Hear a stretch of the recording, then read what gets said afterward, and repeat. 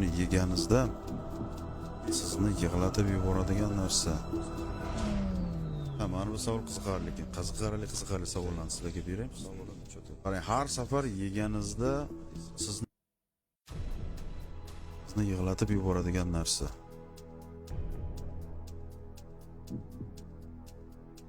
Nimani yesa odam yig'lashi mumkin. Sizlar ko'ringlar qani?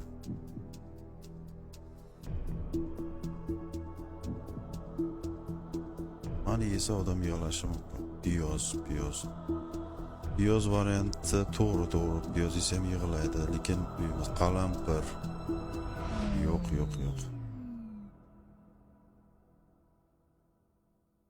Piyoz emas, qalampir emas ekan, boshqa javobi.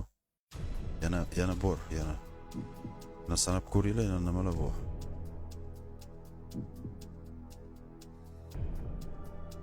Endi sizlarga nima deydi, podskaska deymizmi? Podskaska beraman. Bu sabzavot, meva-cheva emas. Uni yeysiz, uni ham yeysiz, lekin aniqda uni yegansiz ham. O'ylaysiz, tayoq yeb, barakalla, topdi. Zo'la topdiz, malades.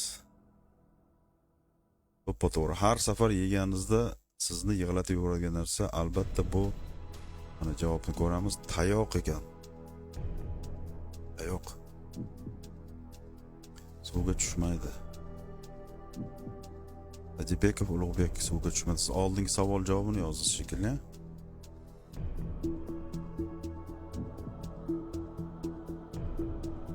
Endi sizlarga bir boshqa savol topaylikchi.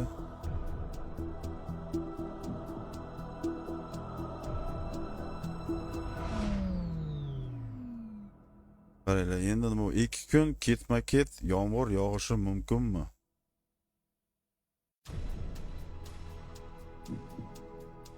Savolim tushunarsiz ekan. 2 kishi 5 ta o'yinda tushgan. Qaysi savolga?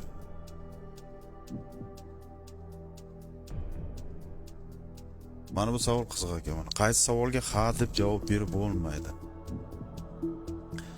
Sadibek Ulug'bek, bo'l, u savolni endi o'tib ketdik. Mana keyingi savollarga harakat qilib ko'ring. Qaysi savolga ha deb javob berib bo'lmaydi? O'ylab ko'ringlar qani. Qaysi savol bo'lishi?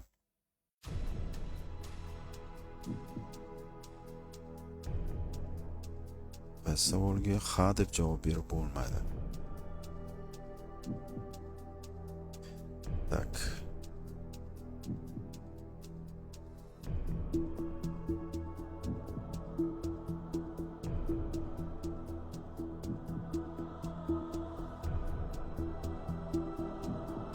Tak.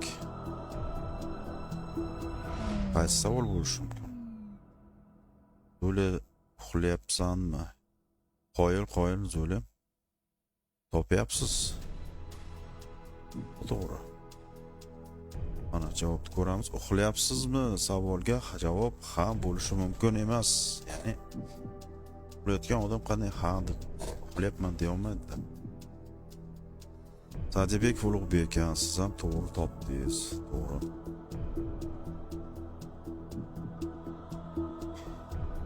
Keyingi savol, qaysi idishda ovqat yeb bo'lmaydi?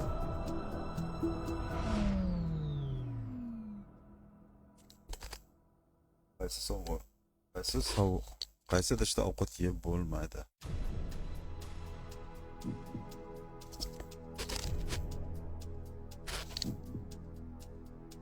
Qaysi idishda ovqat yeb bo'lmaydi? Mantiqiy o'ylab ko'ramiz, mantiqiy. Bu yerda hech qanaqa bir qiyin emas. Oddiy savollar. Faqat mantiqan o'ylab ko'rsangiz javob.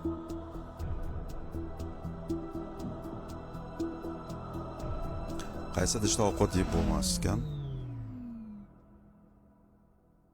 Ham javob juda oson. Ertaga pagoda nokista. Berdimurod. Nima deganiz? Zo'la teshik idish. Bo'sh idish. Ular juda ham zukko ekansiz.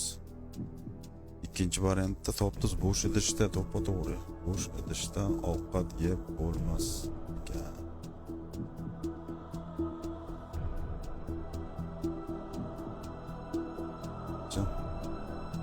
Google'dan nima qilmayapsizlarmi? Tak. ChatGPT'da odamlar va mashinalar bo'lsa.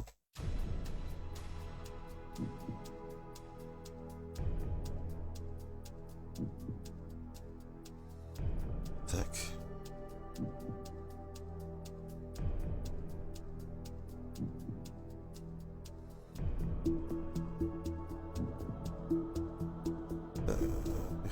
Bunaqa savollar.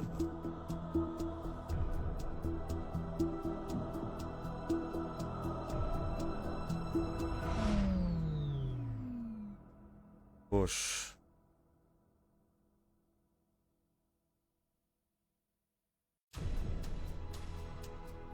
Yaxshi. Juda. Qaranglar, endi keyingi savollarni o'qiymiz. Sal boshqacharoq savol. Bu mashina umuman harakatlanish uchun mo'ljallanmagan, ammo butun dunyodagi ularning yurgan yo'lini hisoblasak, ular avtomobil va samolyot bosib o'tgan masofadan ortib ketadi. Hammamiz ko'rgan va ba'zilarimizda bor bo'lgan bu mashinaning nomi nima deyapti? Qanaqa mashina bo'lishi mumkin? Men juda ham probek deydimi, o'sha probek ortib ketadi deyapti mashinadan ham. Kiyim etishdi.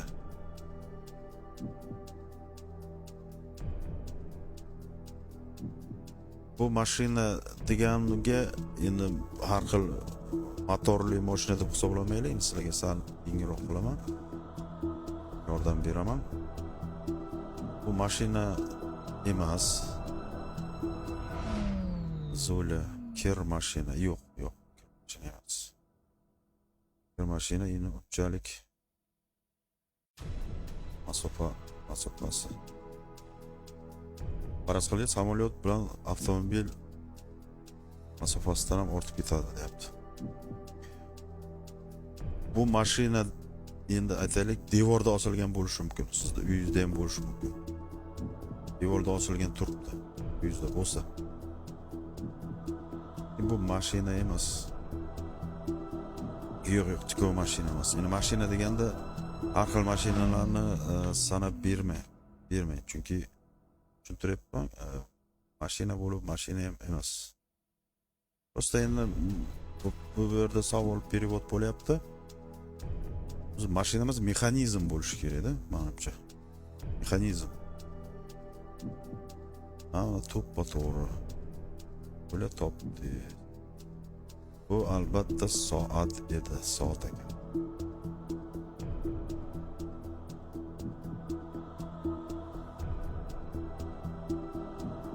Keyingi qaysi savol ko'rsak?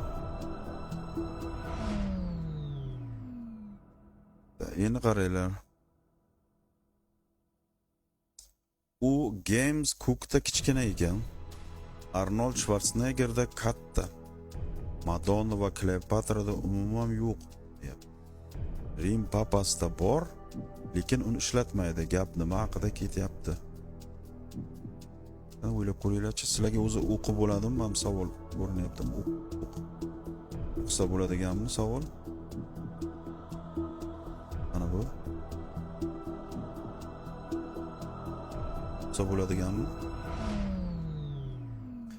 Bu James Cookda kichkina, Arnold Schwarzeneggerda katta, Madonna va Kleopatrada umuman yo'q ekan bu narsa. Rim papasida bor deyapti. Lekin uni ishlatmas ekan. Nima haqida ketyapti? James Cook aktyor menimcha bu. Arnold Schwarzenegger ham aktyor. Donna bu qo'shiqchi bo'lsa, Kleopatra bu qadimgi Misrda malikasi.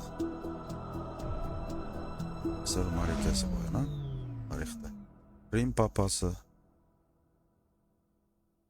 Men bilasizlar. Nima bo'lishi mumkin? Taxmin qilib ko'ringlar, biror nima bo'lishi. Javobni mana shu so'zlardan topsanglar bo'ladi. Hech qanaqa bir ularda o'yida biron nimasi buyumi emas. Mana shu so'zlarni o'qisanglar, so'zni o'zida turibdi javob, mantiqa. James Cook, Arnold Schwarzenegger.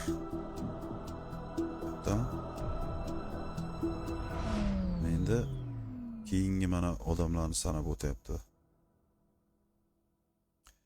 Mayli. Bo'lsa, javobni ko'ramiz, qaranglar.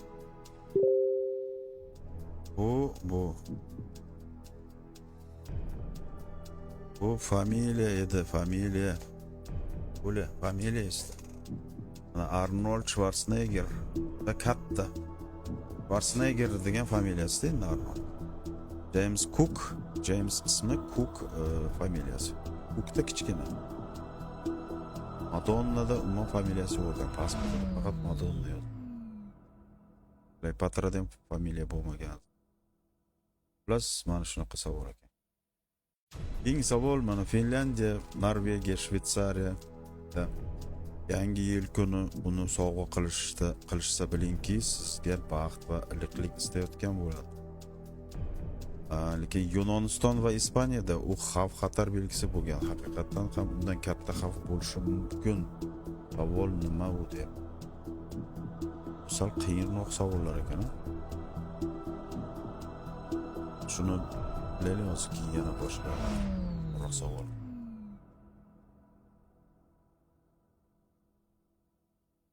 Nima deb o'ylaysizlar?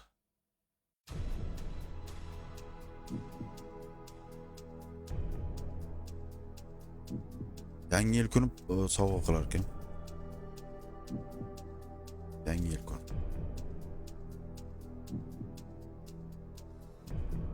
Bu sizlarga yordam beraman mayli. Bu oshxonada bor bu narsa, sizlar oshxonalaringizda bor.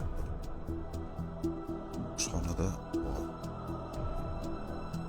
Har doim ishlatasizlar.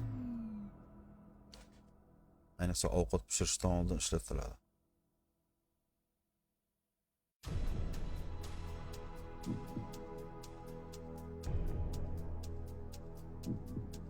Ovqat pishirishdan oldin bu narsa ishlatiladi.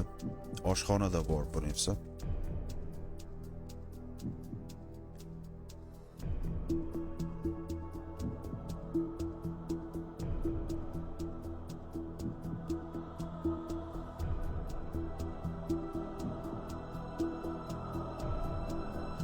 Oshxonada.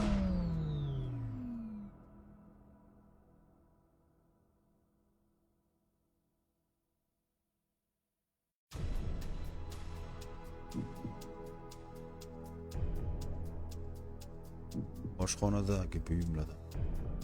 Bu sizlarga harfini ham aytishim mumkin. G harfidan boshlanadi. Bu buyum oshxonada bor. G. Mayli, javobni ko'ramiz. Kapkir. Yo'q, kapkir emas. Kapkir emas. Bu qaranglar, javob gugurt ekan, gugurt. Ya'ni Finlandiya, Norvegiya, Shveysariyada yangi yil kuni gugurt sovg'a qilsangiz, siz unga baxt va iliqlik istayotgan bo'lar ekansiz, gugurt oddiy bersangiz. Lekin Yunoniston, ya'ni Gretsiya va Ispaniyaga agar gugurt sovg'a qiladigan bo'lsangiz, bu xavf-xatar belgisi bo'lgan ekan. Bu savol ekan.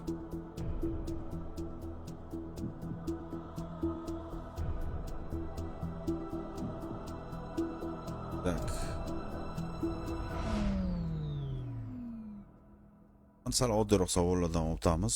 Juda qiyinlashib ketdi bu savol. Kim o'tirgan holatda yuradi?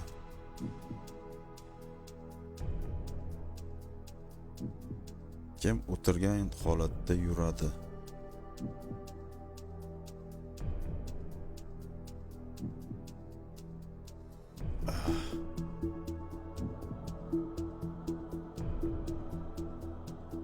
Tak, bir kishi.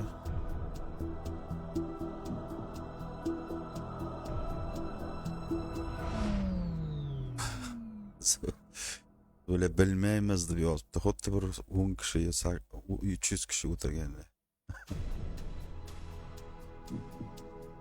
Bilmaymiz. Kim o'tirgan holatda yurishi mumkin? Mantiqiy savol.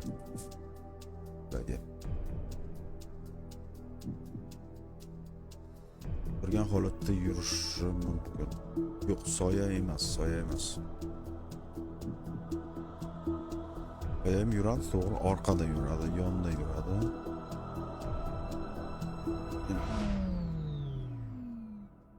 Sal boshqacharoq narsa. Soya ham bo'lishi mumkin. Javob boshqa.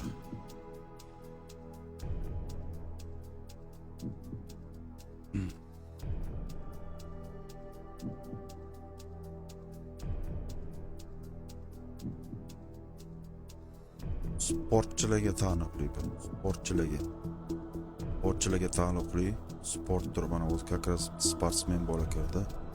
Azbek Jo'rayev degan. Shu bola bilmasa endi boriga. Nogironlar yo'q.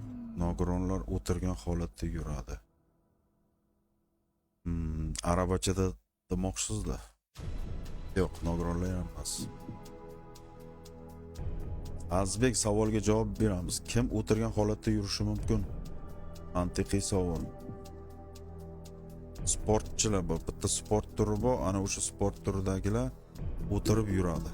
Qaysi sport turi bo'lishi? O'ylab ko'ringlar-chi.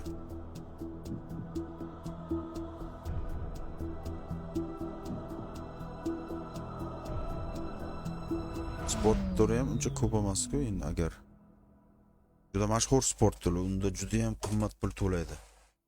Agar o'sha sport turidan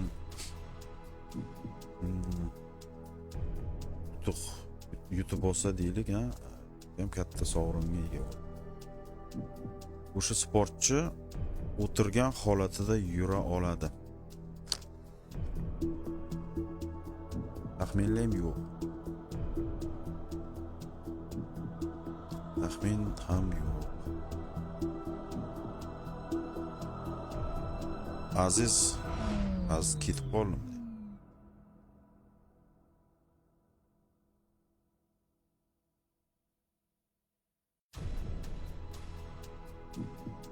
Stolda o'tiradi. Velik o'tirgan holatda yuradi. Velosiped haydovchisi-da. Yo'q, velosiped emas. Stolda o'tiradi. Stolda o'tirib o'ynaydi. Sizlarga mana yana yaqinroq yordam beray. Bu sportchi stolda o'tirgan holda yuradi. Stolda o'tiradi, yonida stol bo'ladi. Stolda bir narsalar bo'ladi. Mana shu stolda o'tirgan holatida yuradi. Stolda. Topolmadinglar, javobni ko'ramiz. Topolmadinglar. Ancha yordam berdi.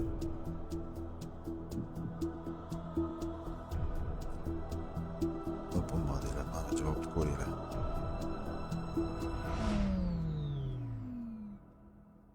Shaxmatchi ekan bu, shaxmatchi. Turgan holatda yuradi. Otda yuradi. Shohni yuradi. Shaxmat sport turiga kiradi.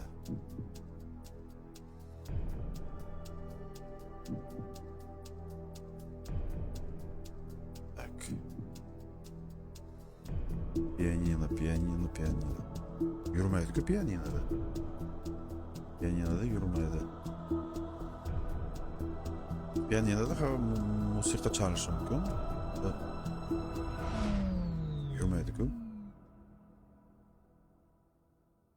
Mana oxirgi savol sizlarga, oxirgi savol efirda. Boshqa mavzu o'tkazaman. Oxirgi savol. Bu harf deyarli dunyoning barcha alfabetlarida mavjud ekan. Mana shu harf dunyoda 200 dan ortiq davlat bo'lsa, o'sha nechta til bor? Barcha tillarning alfabetida mana shu harf bor. Qaysi harf bu shu? Topish qiyin emas. bitta yozsang ham olasiz. Harf deyarli dunyoning barcha alfavitlarida mavjud. Bilardim A harfini yozishlardi. A emas ekan. A harf qaysidir alfavitda yo'q ekan. A ni ishlatmaydigan alfavit ham bor ekan. Qayerlardadir A harfi umuman yo'q ekan. Bizda ko'pincha A harfi ishlatiladi, to'g'rimi? Rus tilida ham, ingliz tilida ham A harfi juda ham ko'p ishlatiladi. Bundan ham eng bitta harf bor ekan, u hamma alfavitda bor. Hamma alfavitda. Afrika alfavitlarida ham, deylik, Yevropada ham bo'ladimi? Avstraliya bo'ladimi, Yaponiyadami? Hamma o'sha alfavitlarda shu M harfi deyapti. Yo'q, M harfi ham emas. Yozinglar, boshqa variant yozinglar. M harfi emas. Ana so'yla. Nechta urinishda topgan? Ikkita urinish bo'ldi. Ikkinchi urinish ketdi qani? Ana uchinchisida topildi. To'g'ri. O harfi ekan. O harfi barcha alfavitlarda mavjud ekan.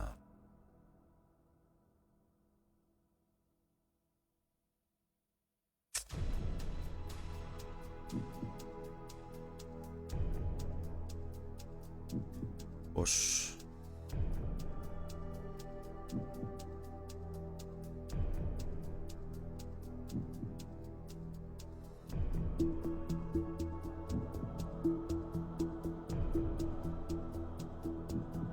Shunday ketdi.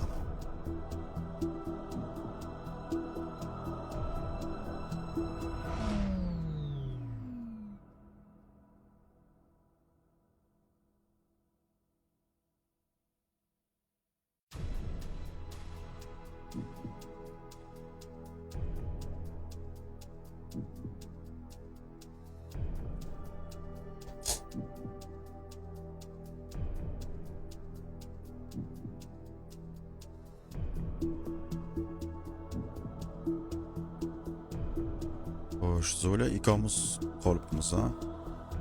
O'tamiz uni. Qo'l daraxtga. To'g'ri. Nam bo'lgan daraxtga.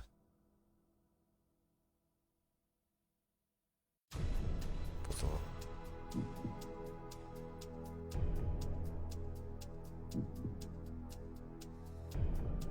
Yana boshqa savollarni topish kerak ekanda.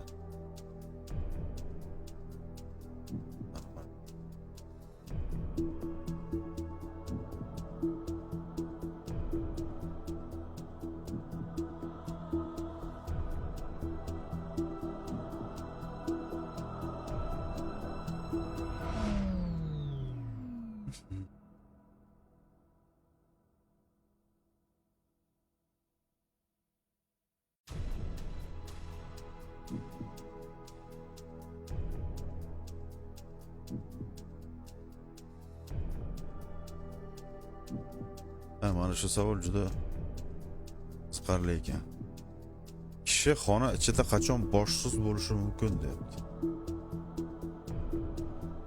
Ya'ni odam xona ichida turibdi, qachon boshsiz bo'lishi mumkin? Qachon boshsiz bo'lishi? Boshsiz. Shunaqasi ham bo'lar ekan. Odam boshsiz bo'lib qolar ekan. Xonaning ichida. Tirik odam boshdan ayirib qoladi. Qachon shunaqa bo'lishi?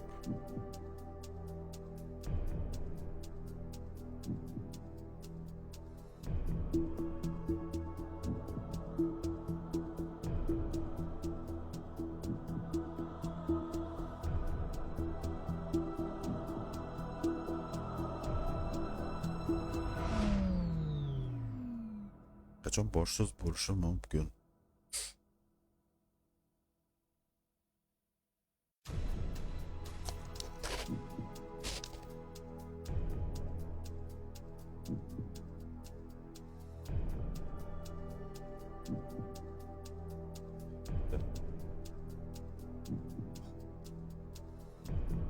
Foto ko'rgandan keyin javobni ko'ramiz.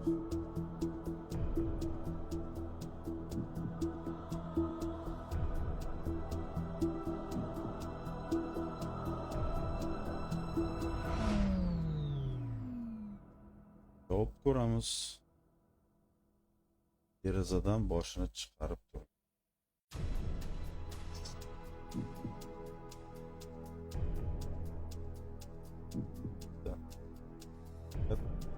Kishi boshsiz bo'lishi.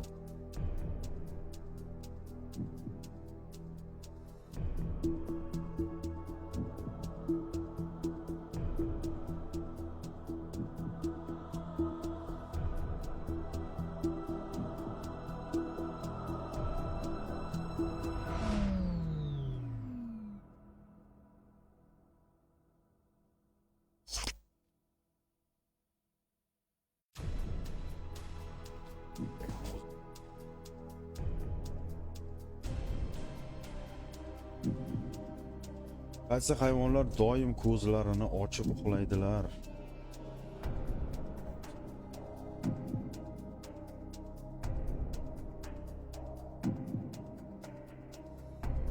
Boshni tashqariga chiqarsa bo'ladi. Mana endi savol, qaysi hayvonlar doim ko'zlarini ochib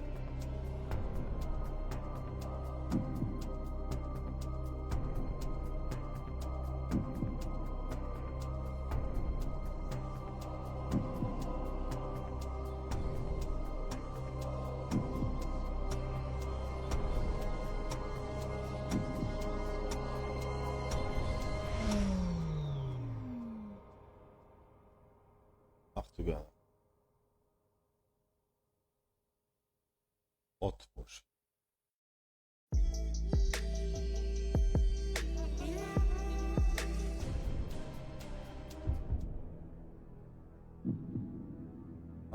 Baliqlar.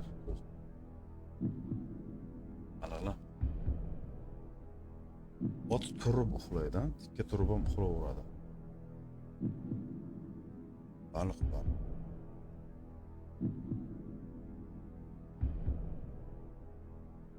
Eng savol, qaysi hasharotlar xonakilashtirilgan? Qaysi hasharotlar mana it yoki mushuk kabi odamga o'rgatilgan?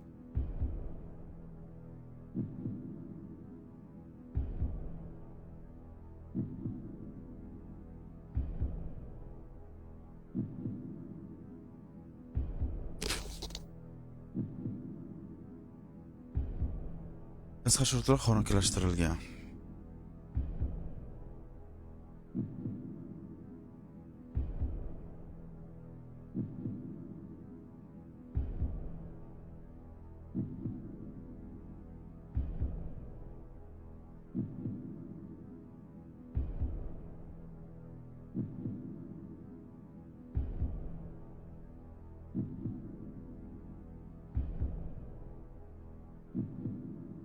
Yo'q, it emas. Hasharot, ya'ni hasharotlar. Hasharot. Yovvoyi hayvon, it to'rt oyoqlilarga kiradimi? Bu hasharotlar mana uchib yuradigan, o'rmalab yuradigan. Qaysisini xonakilashtirgan? Asalari to'ppa-to'g'ri. Asalari xonakilashtirilgan. Asalarilar ko'rdik.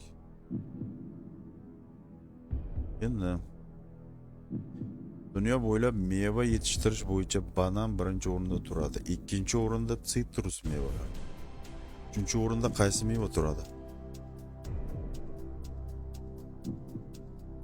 Qiziq savol ekan. Banan значит birinchi o'rinda turadi. Ikkinchi o'rinda sitrus mevalar. Sitrus mevalar apelsin, limon, mandarin shunaqa anavilarda.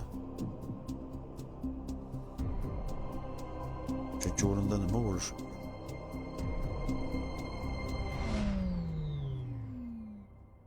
Uchinchi o'rinda nima bo'lishi mumkin?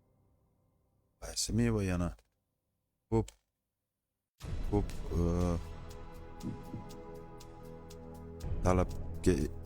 talabgorlar ko'p qaysi mevaga? To'g'ri. Javobi olma. Olma demak dunyo bo'yicha o'rinda turar ekan. Eng ko'p iste'mol qilinadigan, eng ko'p biladigan.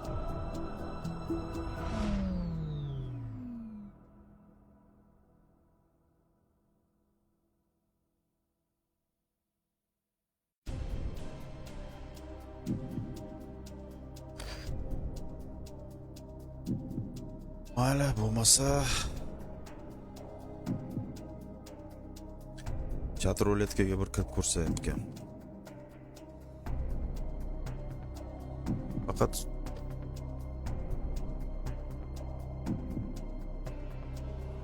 efirda hech kim qolmayapti. Kiryapti, chiqib ketyapti, kiryapti, chiqib ketyapti.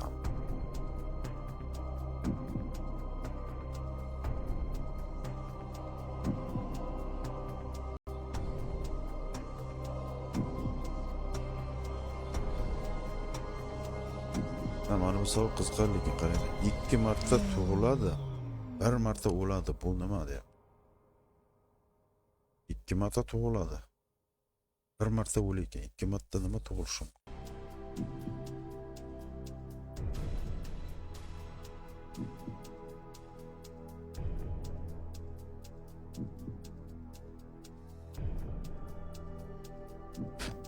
İki marta tug'iladi, 1 marta o'ladi.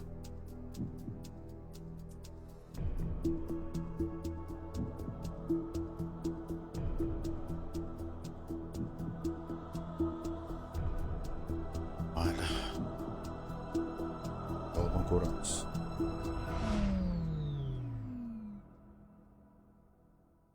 Jo'ja. Kapalak. Umuman olganda to'g'ri, kapalak ham shunday birinchi masalan tuxum qo'yiladi qayergadir. Bu tuxumdan keyin ochib chiqadi. Xuddi mana bu javob jo'ja deb qo'yibdi. Xuddi shunday kapalak ham xuddi shunday yana boshqa ko'p hasharotlar ham birinchi tuxum qo'yiladi, tuxum ichidan keyin yana yorib chiqadi. 2 marta tug'iladi deb shuni aytayapti. To'ppa to'g'ri. Olib qarasa javob to'g'ri. Javob to'g'ri. Mayli. Endi nima qilsak bo'ladi? Bir o'tib ko'rsam.